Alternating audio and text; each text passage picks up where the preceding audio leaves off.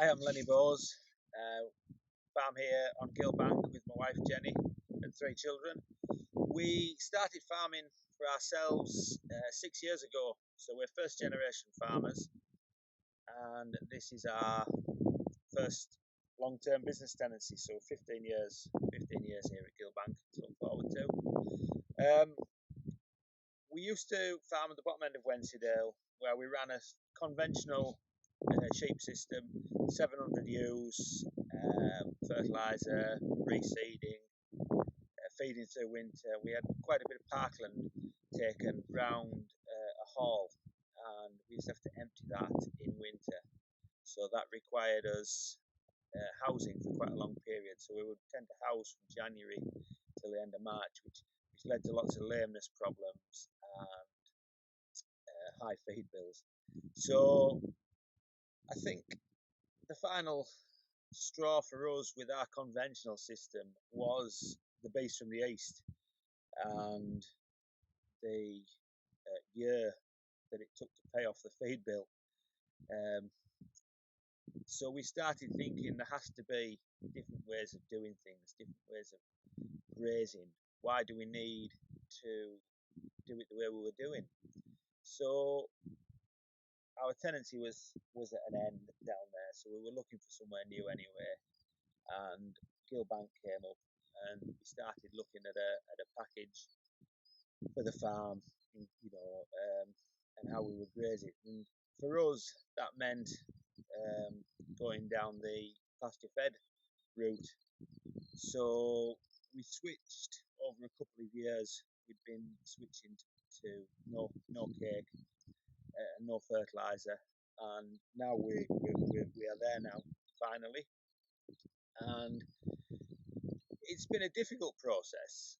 We've culled a lot of sheep out that weren't suiting the system. We've changed our tubs, changed our breeding, and we've introduced cattle. We couldn't have cattle where we were, and up here we have cattle now. So we're running. There's 500 ewes this year, and there's 100 head of cows kicking about now. And the farm we're on, Ghyll is 560 acres. So we're not overly stocked, but we're running a deferred grazing system. So we free land up in September, and we let it come away, and we don't look at that again until January, where we turn the hours back into it and graze it as a bulk in blocks. Electric fencing the sheep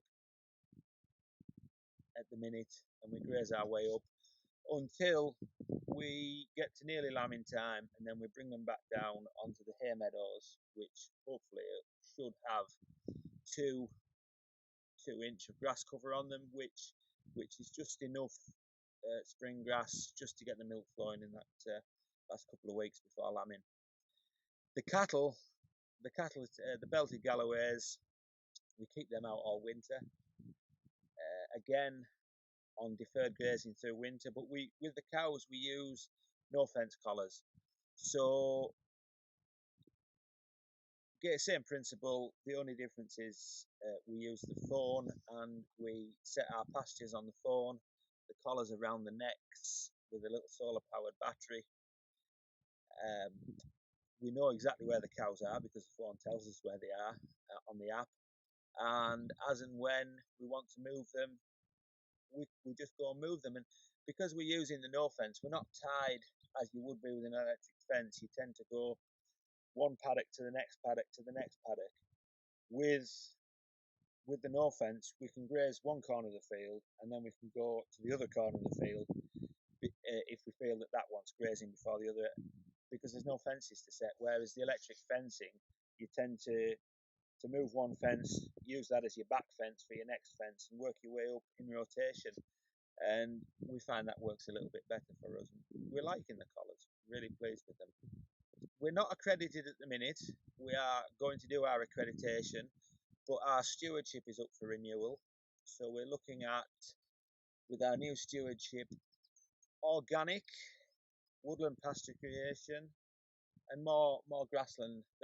We have some meadows, wildflower meadows on the farm, which Cumbria Wildlife Trust class as their best restored meadow, and they come and take seed off that every couple of years when they're allowed to, and we've passed that on to other fields of ours, and as well as other fields in the area.